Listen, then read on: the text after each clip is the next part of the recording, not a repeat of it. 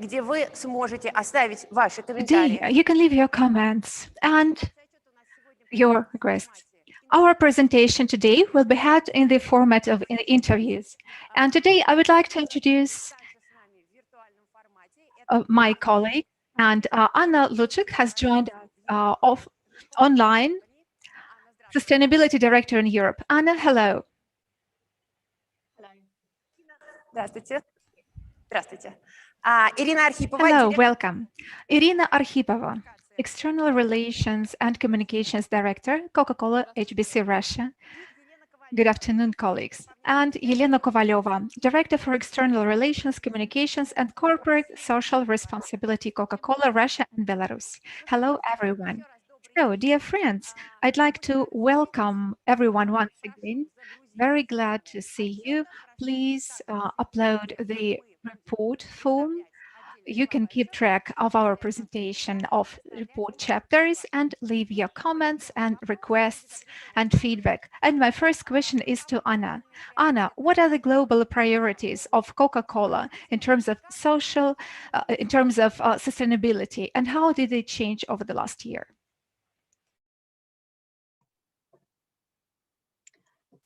Hello, I'm not hearing any interpretation, so my limited knowledge of Russian, I believe the question was around of the priorities that the global company has, which have changed in the last year. Is that right?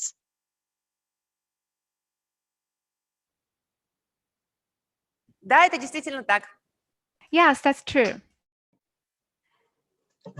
Yes, so I'm really pleased to say that the obviously the pandemic situation that we experienced in the last year, we're often asked whether this has affected any progress on our goals or priorities. And the fact is that our sustainability goals are really core to what we do.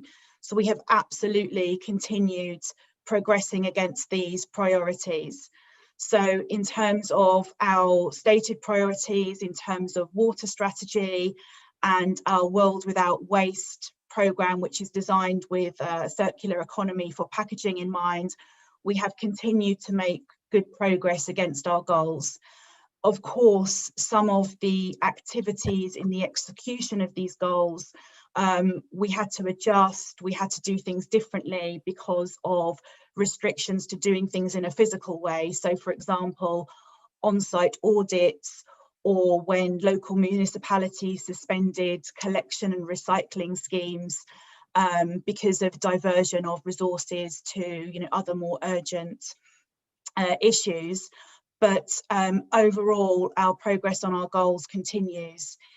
In terms of what has changed, I think we've obviously been speaking to a lot of our stakeholders about whether any of their priorities have changed or any expectations of the business have changed. And I think we've all seen in the last year perhaps a heightened interest in health, hygiene and sanitation in terms of everybody's personal health.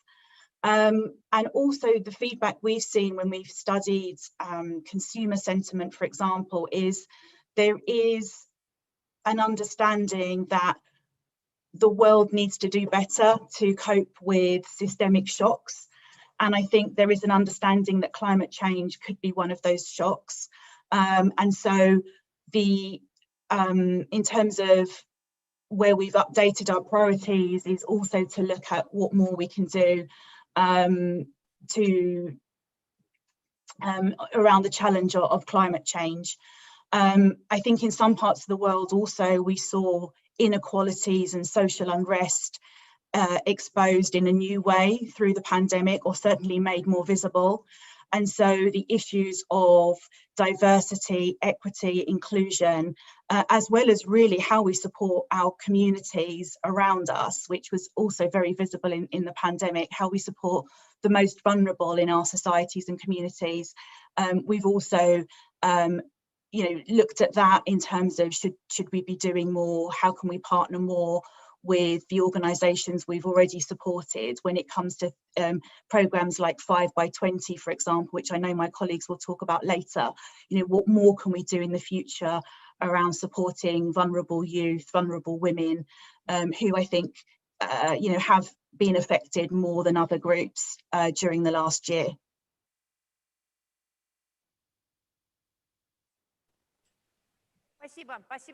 Thank you very much, Anna, for your response to this question. Yes, you mentioned key priorities. They are key priorities as for the company, as well as for the whole world. It's a cyclical economy and waste management and packaging and climate change. And I would like to remind everyone that in November, we will have the next session on climate change in the United Nations in Glasgow. And the whole world will be looking at the development of the climate agenda. That agenda is important not only for governments, but also for companies. More and more companies set climate-related goals and strive to reduce the burden on the planet's climate and equality questions. All of those issues are very important for the world as a whole and for the company in particular. My question to you. You spoke a lot about how pandemic changed your work in the last year, but what are the priority of the company in Europe right now in terms of how the COVID-19 pandemic has changed our world, our way of living, our way of working, the way we perceive the value of our life and value of the lives of people around us?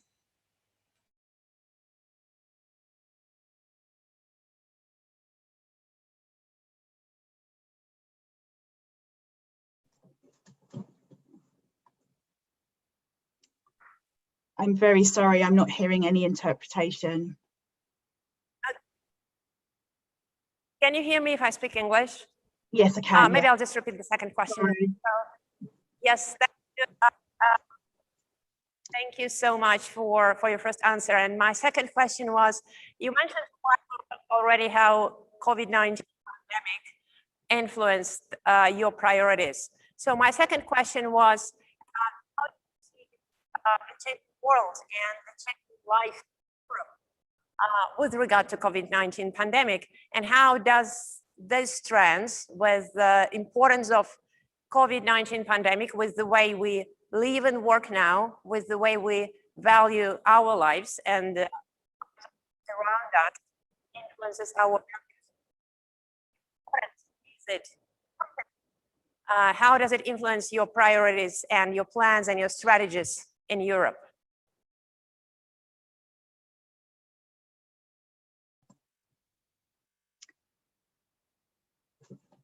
I didn't hear all of the question. I'm going to, I think you asked me how that influences our plans and priorities in Europe.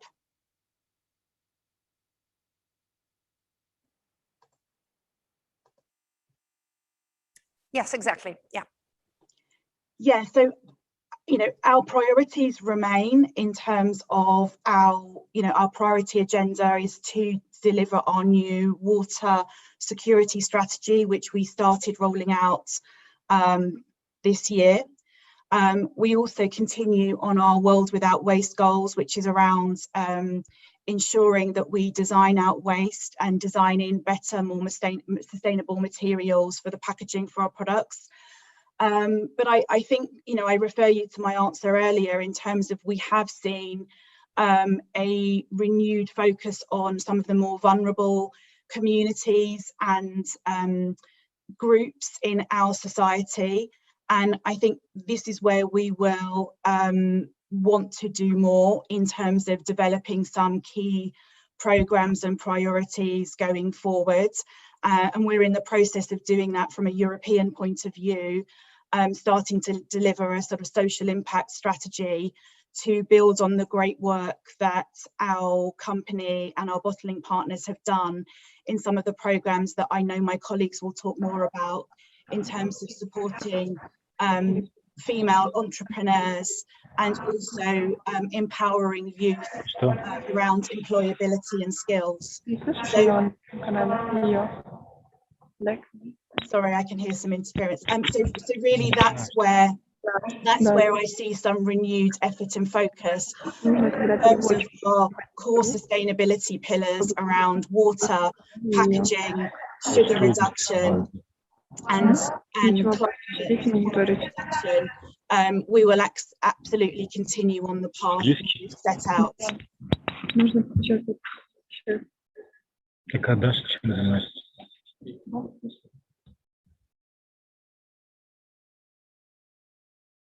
Yes, Anna, we can hear you well, so everything's fine. Okay, I had a lot of interference on my side, so I'm very sorry about that. I didn't know if you could hear it. Yes, yeah, we could hear everything, so yes, yeah.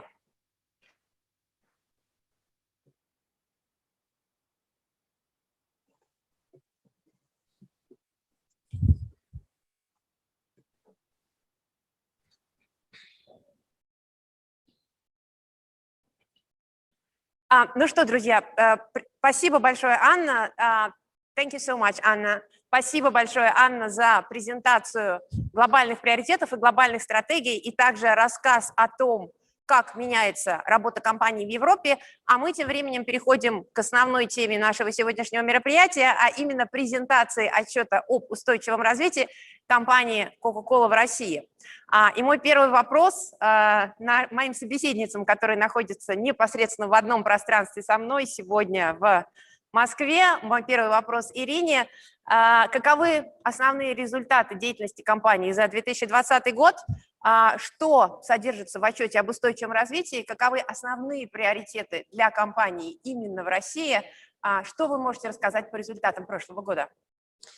Да, спасибо большое, Ангелина, и спасибо за возможность сегодня действительно представить наши результаты. А напомню нашим слушателям, что это уже 14-й отчет, что говорит о том, что выпуск нефинансовой отчетности для нас является очень важным, я бы даже сказала, приоритетным направлением. И меня часто спрашивают те компании, которые только начинают эту деятельность, на что нужно обращать внимание. Поэтому, пользуясь случаем, я хотела, используя свой опыт ветерана такого движения нефинансовой отчетности, я бы хотела сказать о 3 важных вещах, да, что нефинансовую отчетность необходимо выпускать регулярно. Регулярность показывает, вы можете сами определить эту регулярность, раз в год или раз в 2 года, она показывает динамику показателей, по которым мы отчитываемся обществу. Второе, что очень важно, это то, что нефинансовая отчетность должна действительно соответствовать всем стандартам. И мы выпускаем уже много лет нашу отчетность в соответствии с стандартами GRI.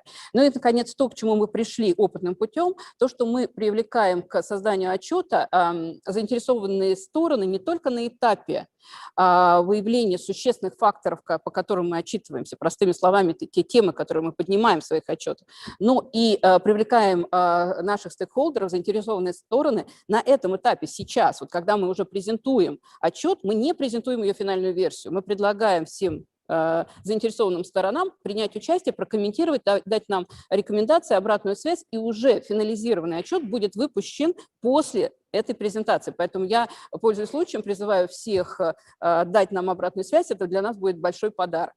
Возвращаясь к вашему вопросу, Ангелина, о том, какой был год, год, конечно, был сложным. Год был сложным, но мы, наверное, одна из немногих стран группы, которая закончила... This year was really challenging, and we are one of the years that changed this year with positive results. We changed our sales by 1%, and everything was done by our employees, 7,000 employees working across Russia, from Kaliningrad to Vladivostok, including in our plants. So we consider ourselves deeply integrated into the Russian economy, and our results provided a very good contribution to stabilizing the economy in Russia. Anna already mentioned what was and continues to be our priority and what has changed over the pandemic year. Long-term priorities needs to remain high priority. That's why they're called priorities. So despite the very challenging year, our priorities remain environment. And speaking of environment, that's the climate agenda and reducing the CO2 emissions, and it's packaging waste management that we will highlight, and balanced diet, because we are a company producing beverages and food, and sustainable supply chain. That's one of our priorities, and definitely our employees and our communities. We have quite a lot of initiatives that they will share today. But with all that, we need to mention that many things have changed due to the COVID. But let's switch to the next chart. Those corrections were made to our approaches mostly. The lockdowns, the physical restrictions made us move many of the offline and physical events to reformat them and to bring them online. The number of charity recipients increased and new groups of charity recipients appeared, such as medical workers and volunteers, apart from socially vulnerable groups. That's how the situation changed our approach, the format and the segments, the groups of charity recipients. And I would like to remind you that in the chat of our streaming, you can leave your comments, you can learn about the facts of the report and give your feedback. And my next question is to Elena. Let's imagine you a consumer, a person who comes to a store and makes a decision. What is important to that person apart from taste and expectations from a beverage? What kind of new values or questions values do all the stakeholders want to see? Well, thank you for this question. The taste refresh the world and make it different. We offer high quality refreshment beverages to all, and the second part, make a difference, is also very important. So we want to contribute to the societies where we work, to the countries that we work. We want to foster positive change. The last year made us all adapt and change our daily work. It influenced many of our activities. But with all that, we saw that consumers coming to stores and looking not only for a certain taste became more demanding. They want more specific, more explicit actions on the part of companies in terms of social contribution and environmental questions. And in June, we understood that over a couple of months, many things had changed in Russia.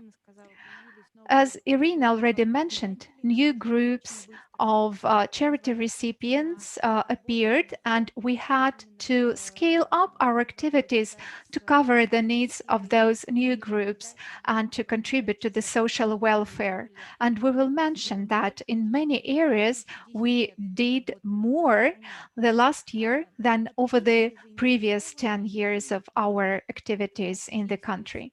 Our consumers are interested in learning about our social activities, and they are more demanding in questions that deal with safety, quality, and eco-friendliness of our products. So the pandemic became a litmus test for companies in terms of sustainability.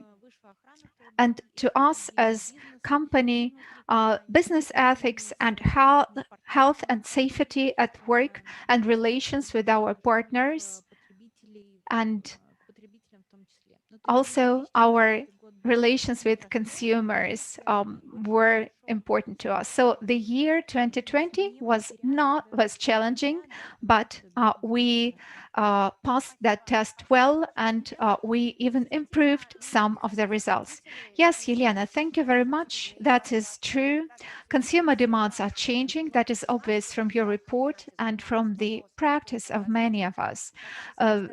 That have to do and are engaged in sustainability matters. I have been writing about it for more than 10 years, and we really can observe those changes in the Russian society, in particular in questions of sustainability and conscious consumptions and carbon footprint.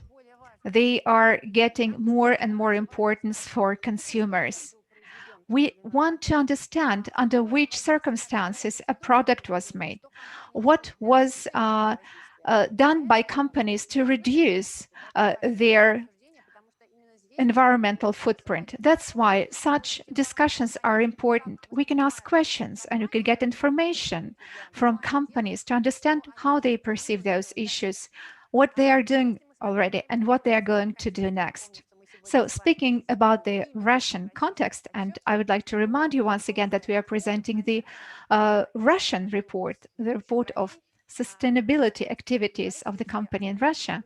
I would like to say once again that if you ask any person in any Russian city which environmental problem is the most relevant for them, the waste issue will be in top 3 matters. In some regions, there are regional waste management operators already. There are many questions about sustainable waste management. There were several protests, waste mishandling protests. So there is a lot to do for companies operating in Russia. And my next question is to Irina. What have you done as a company to reduce the waste volume? As we heard it from Anna, it's one of the global priorities as well. And you also mentioned on your own that it's an important aspect on your agenda. So, Angelina, it's obvious that this topic is important for us because we produce products in packaging, and what we bring to the market leaves an environmental trace. We are a part of that problem and recognize it. And as you mentioned, in Russia, that problem is very acute because only 8% of waste is recycled and all the rest goes to landfills. And the public is outraged, but the landfills continue growing. So that's a global problem. That's a worldwide problem, but in Russia, it is especially important. Otherwise, those 8% cannot be turned in 100% that we are dreaming of. We suggest recycling the packaging waste, and our activities go along 3 vectors. If you sum up all of the initiatives that are presented on the chart, first, reducing the weight of the packages, looking for more sustainable types of packaging. Second, it's developing the separate collection infrastructure that makes recycling possible, and education. And you can see the figures here that we are truly proud of, because our initiatives that aim at promoting the ideas of waste collection and packaging waste recycling and reusing the materials, 2,700,000 people in Russia have participated in it already. Now it's 3 million. And we understand that we need to change the perception, the mindset, and the behavior of people. Otherwise, all the other goals cannot be achieved. So here we can be truly proud of what we have achieved so far. And speaking of the packaging waste recycle, that has always been problematic in Russia. In Europe, overall, plastic packaging waste is at the center of discussion. And in Russia, there are not many producers that use recycled plastic in their product packaging. We used 5% of recycled packaging for our products. In the year 2020, it was already 10%. And this year, we want to achieve 20% of recycled plastic in our packaging. So you can imagine that it's a huge increase because we are one of the major producers of beverages in the country. And we are doing everything we can to resolve that matter, although we face many challenges here. And it's important to note our expert participation. We started working on those issues earlier than others. That's why we are engaged in forming the legislation of Russia. We participate as experts. Now it's under discussion how producers can participate in resolving those matters. And the amendments to the Federal Law 87 are aimed at improving that collaboration and interaction between the authorities and producers. And we are in favor of associations of producers that not just bearing an individual responsibility. What does it mean? It means that when producers come together and join their efforts in associations, they can collect and recycle more of the packaging waste. And the rate, and they can increase the rate of recycled packaging waste in relation to the volume of products brought to the market. Irina, thank you for that reply. I see that implementing a sustainable packaging waste system can be done only by integrating all of the players, and those are all of us, companies and authorities, federal authorities, municipal authorities, regional authorities, and just regular people living in Russia. And we will mention that at the end of our today's discussion, and I suggest that we take a look at a brief video on sustainable waste management. If there were a time machine and tourists would leave the glass bottle when Kazan was founded, it would remain there until now, as well as the plastic bottle. So that's why Coca-Cola continues to be engaged actively in tackling the waste problem. And we have reduced the number of waste to increase the rate of packaging that are recycled. 99% of our packaging are now suitable to be recycled. We reduced the weight of the cap. Now it weighs less. And due to this initiative, we decreased the amount of plastic used for our packaging. We involve many people, students, and school children to participate.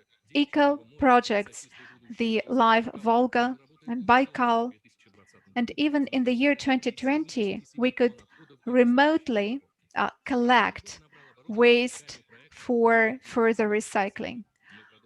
City Without Waste in Kazan. That project was continued. We implemented several initiatives for residents, and we launched some initiatives. An important part of our program was participation in programs, discussions, and discussing the extended producer responsibility with other stakeholders, implementing a fully recyclable packaging, and creating a world without waste. That's what we're actively working on.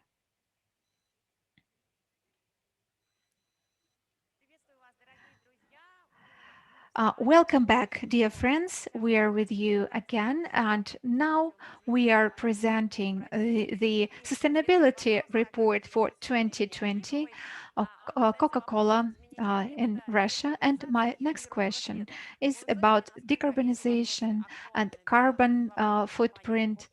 We have already heard that it's an important question for Coca-Cola in Europe, Coca-Cola globally, and for the global community and the UN. Decarbonization and climate change are perceived as very important.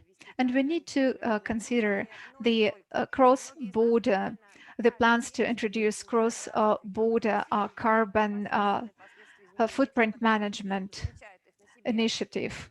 And by the way, every person can feel in their own life what is going on with our climate and how it affects all of us. So what is the company doing? Because it's not that easy to do that in Russia, to invest in sustainable energy, renewable energies. We are a part of Russia, and of course, we care about what is going on in this country.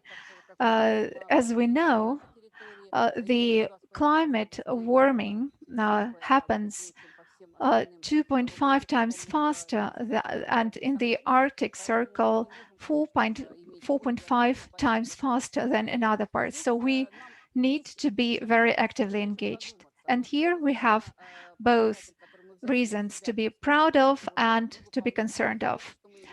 We are meeting our targets for regarding our CO2 footprint, and I think that we will meet that part and be ahead of it. And I'm also very pleased that we have announced our goals, long-term goals, till 2030, and we want to reduce our absolute emissions by 55% compared to 2017. We are purchasing energy efficient refrigerators, and you can imagine how many of those units we install across Russia. So, and right now we have 62% of energy efficient refrigerators. So we are ahead of our targets. Yes, I would agree with you that green energy is not an easy topic in Russia, and everything that deals with renewable energy sources. Yes, renewables. Yes, we all feel and here we have a roadmap that can help us to improve that figure. We want to use 50% of renewable energy by 2025. Thank you very much, Irina. And my next question will be addressed to Elena. Some time ago, when we discussed the changing priorities and the new requests of consumers, in particular of your products, you mentioned the questions of health, care, and healthy lifestyle. How do you respond to those new requests, and what do you change? Do you change the ingredients of your product, and what kind of changes are you planning for the future?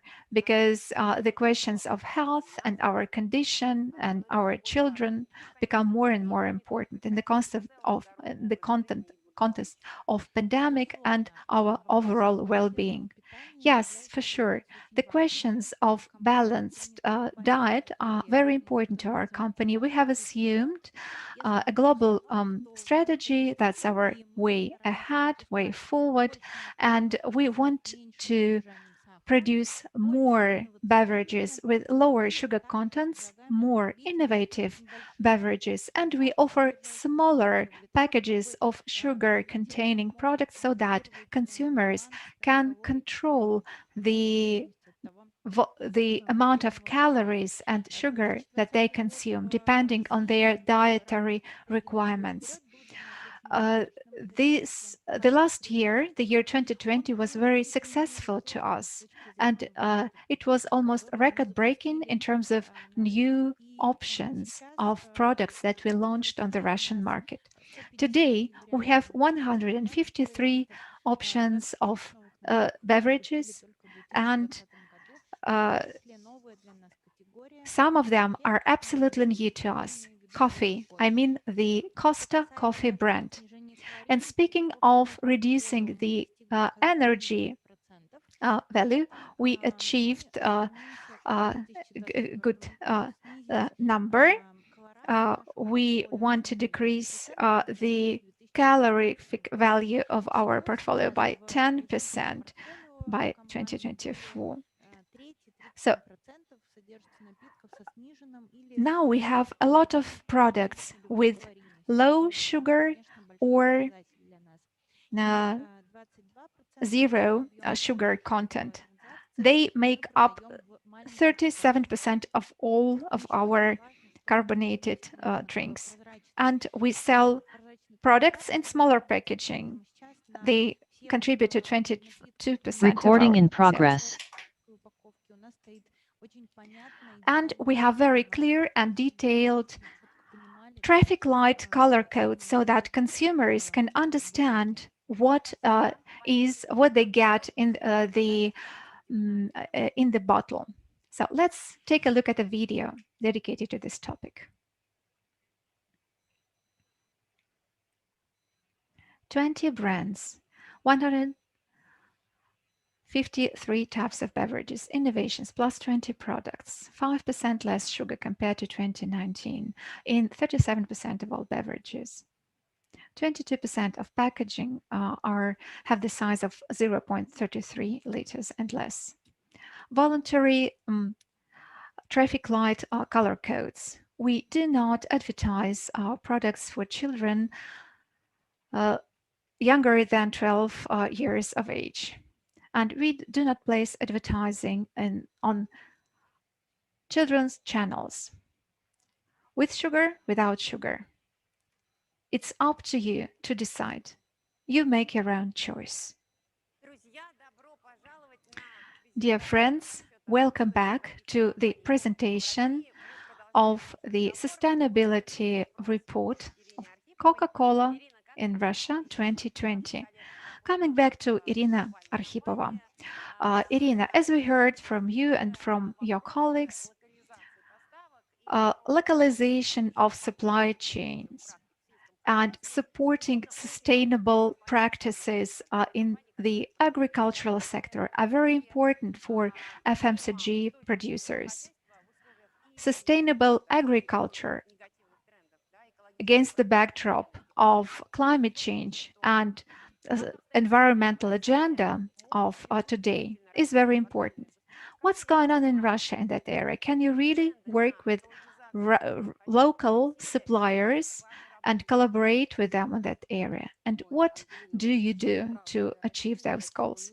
Angelina, you are absolutely right. In Russia, agriculture is one of the challenging industries, and we influence it directly because we purchase fruit, vegetable, berries for our juices and sugar for other products as well. And as you see, 95% of our purchasing volumes have been localized. It enabled us to do well during the COVID lockdowns restrictions. We follow the principles of sustainable agriculture and also anti-corruption requirements, business ethics requirements. And there is a whole set of tasks that and of requirements that we present to our suppliers, and our sugar suppliers meet those comply with those requirements 100%. But in terms of suppliers for our juices, only 6% complied back then. But that problem is relevant not only for Russia, but for the whole world.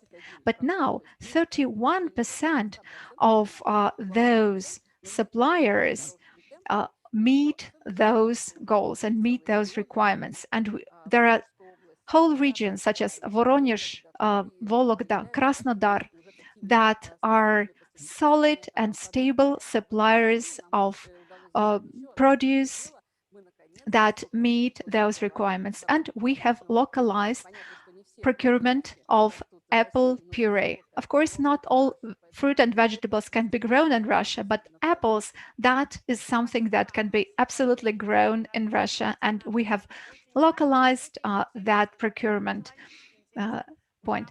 Thank you. That's really interesting to find out which farmers have grown fruit and vegetables that are used in the products that we buy in supermarkets. We cannot see that those specific apples or tomatoes or farmers that grow these vegetables and fruits.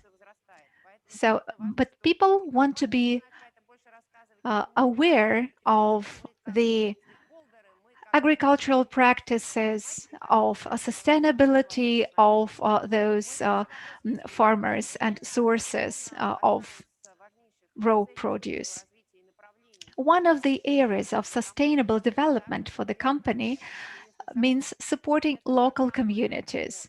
I mean programs for aimed at social adaptation and protecting the vulnerable citizens, people that need more chances. You have been working in that area for a long time. Do you have new partners, new areas? In the year 2020, we paid a lot of attention to helping the people that needed assistance during the pandemic. Coca-Cola globally dedicated $100 million for anti-COVID support in many countries. And Russia was one of those countries. We did the following. In the framework of our long-term collaboration with the Red Cross, we purchased and provided lung ventilators for the Russian regions that required them the most. And we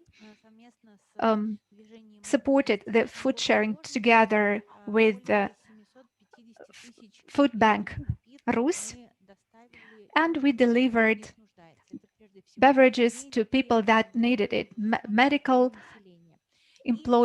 workers, volunteers, and vulnerable groups of our society. And together with Magnet, we provided humanitarian aid baskets for people that lost their jobs. 750,000 liters, that's a significant volume for us. Just to compare together, we have working with Red Cross since 2011, and within that collaboration, we donated 500,000 liters, but here, over 1 year, 750,000 liters. And another contribution, we used our 3D printing resources in our Moscow plant to produce plastic face shields to protect volunteers. And our program, We Are Together, we participated in the We Are Together campaign and received the President's Medal as an award for our generous contribution to organizing this action. And as to our traditional projects, we have supported young people entering the labor market. Our project Youth Empowered is aimed at helping young people to adapt to the requirements of the labor market. We have many users of Youth Empowered. So we met and we overachieved our targets. And the digital format that became more widespread in Russia helped us to reach more people. We continued to work on growing kindness project, and more than 700 teenagers participated in the year 2020.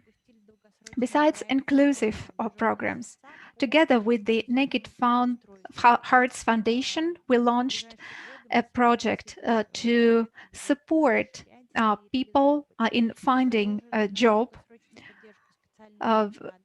to provide jobs for intellectually challenged people.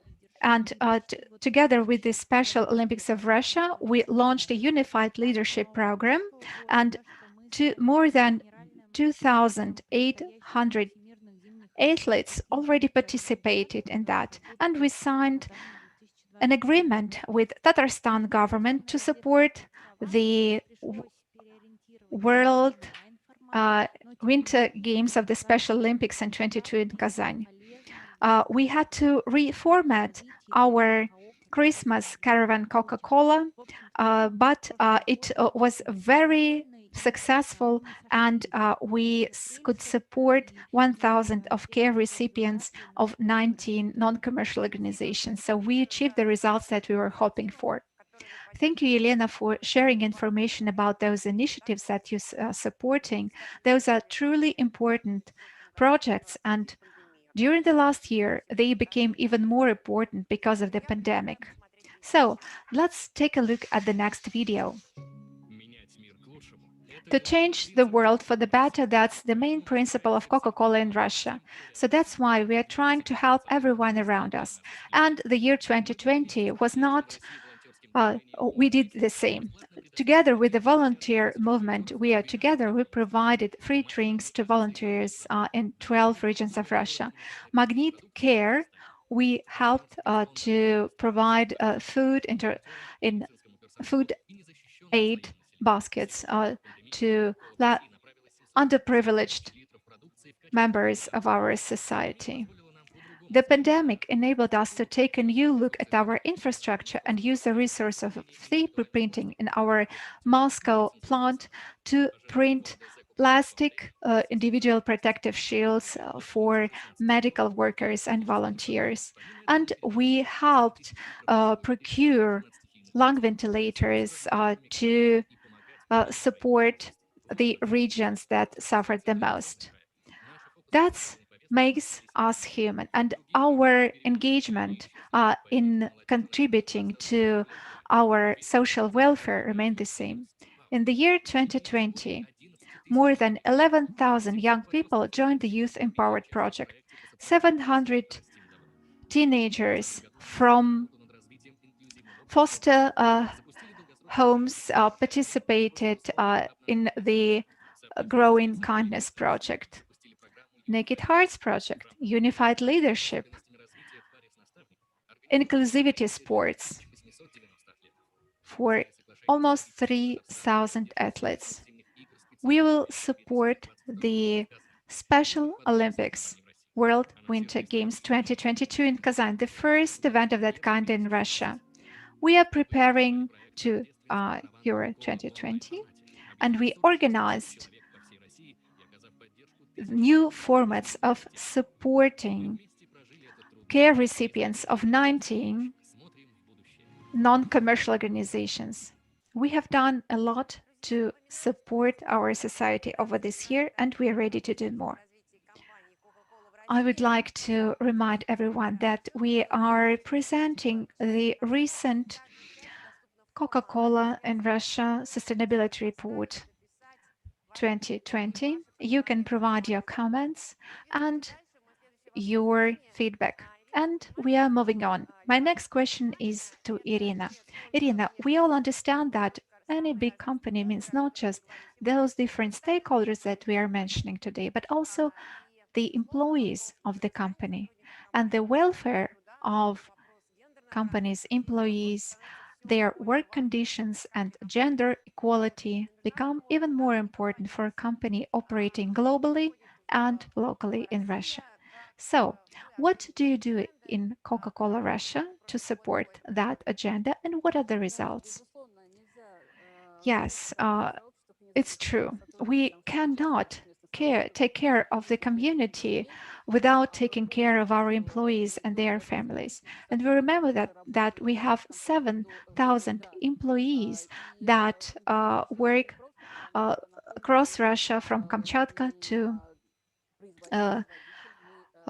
St. Petersburg. We produce, deliver, and sell our products, and many of our employees, even during the lockdowns, had to work at the front line. So the first priority was to ensure that we provide enough personal protective equipment, consultations, make their workplaces safer.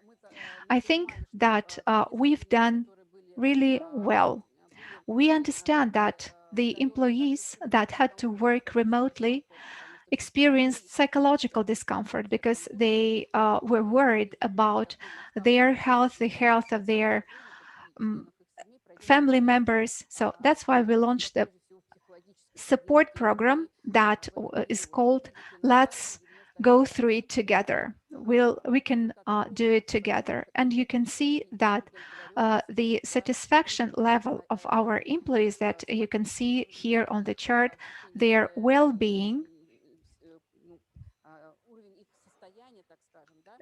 their perception of their state was much better compared to other countries. And that's truly magnificent. And we 50%, so we have a goal to have 50% of managers as women, and by the end of 2020 we have achieved 46%. So 46% of our management are women. It's plus 4 percentage points compared to 2019, and we are doing everything possible to improve that indicator function by function. Thank you very much, Irina. We see how much the topic of non-financial reporting and sustainable development is gaining importance for global companies, for Russian businesses. What do you think? Why is it important to issue not only global reports, but also local reports? What are the specific stories and information that we can provide to the stakeholders? Who have the need to get that information? What do we share and with whom? And how do we impact the world? Yes, I hear that question quite often. We as a global company could just provide our global reports. But 14 years ago, we made the decision to issue those local reports. Back then, we thought that it's important to share our activities in Russia because we do such interesting things. So that we pursued mostly reputational goals, but that was back then. Over 14 years, we have understood that it's not just a reputational tool, but it's a tool for internal analysis. So you asked us, who needs that? We need that, first of all, because we need to analyze our processes, our functions, how we contribute to the sustainability goals. And when we see that those processes are not established well enough, that report helps us to find those bottlenecks, those weak points, and prepare and plan for improvement, an action plan. And the second factor is analysis. We want to understand how our activities contribute the changes in the society. We perceive them as long-term goals.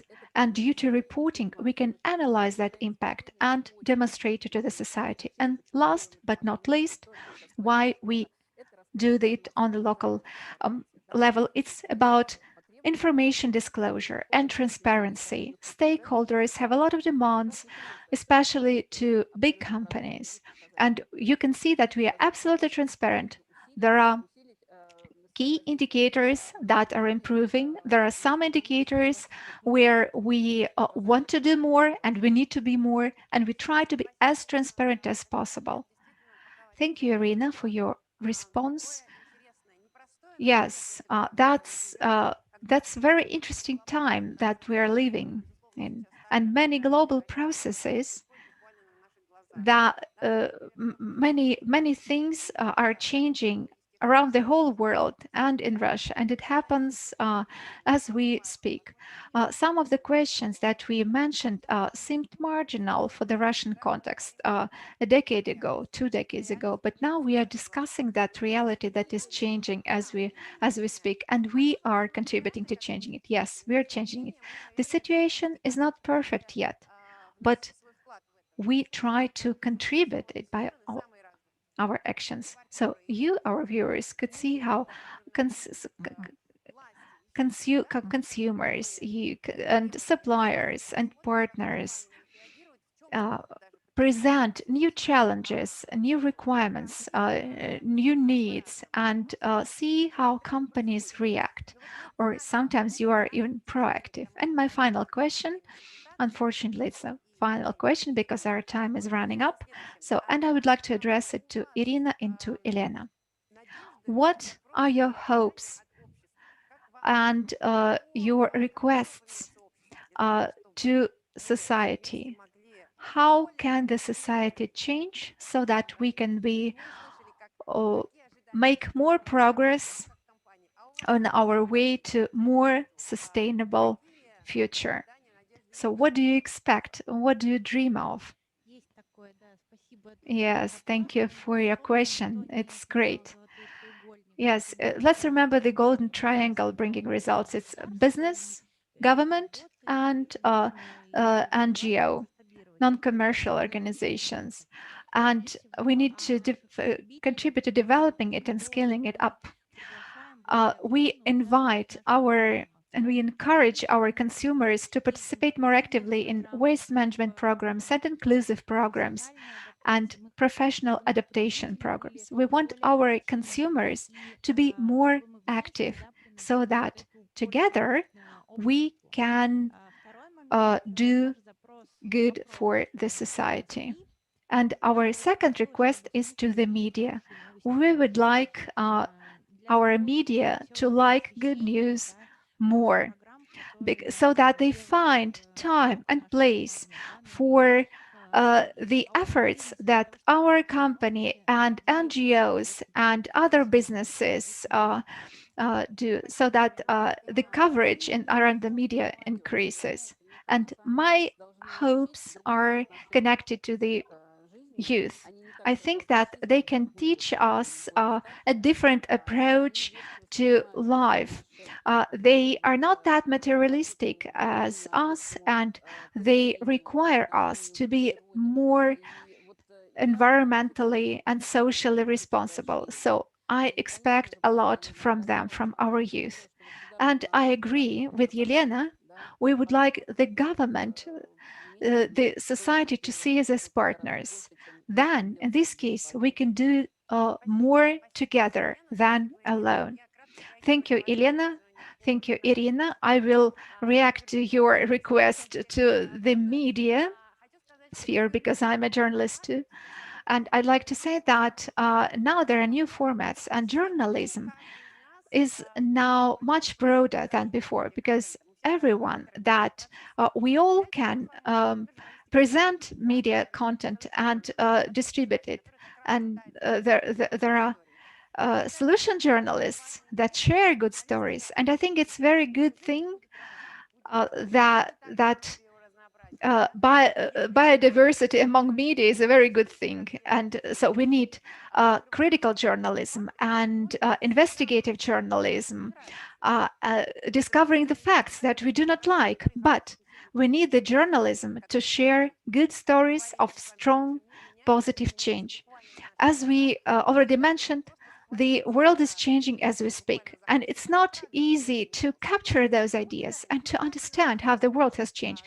What we're trying to do our best, everyone on our level, we as journalists on our own level, you as representatives of a large company in Russia and on a global, on regional levels, and authorities on their own level. Thank you very much, Irina, Yelena, Anna, for being with us. Thank you very much, dear friends, for watching. Again, the draft of the report you can find the link in the chat. You can leave your comments. Please provide your feedback. Have a great day. And let us take a look at the final video. Our future depends on our actions. Today, until we can solve all the problems, now we cannot solve all the problems, but I think that we can make important contributions on our path to sustainable development. Our company and our people want to change the way we conduct business. Every person, everyone can do something, but what exactly? Try to minimize CO2 emissions in our plants and points of sales. Use less water, especially in producing. Paying more attention to high-risk regions. Offer sustainable packaging solutions and recycle waste. Buy regional products everywhere and every time when it's possible.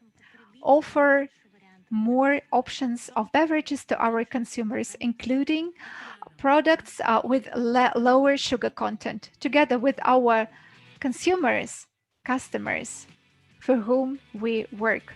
Sustainable development. Everyone has to play a role in it.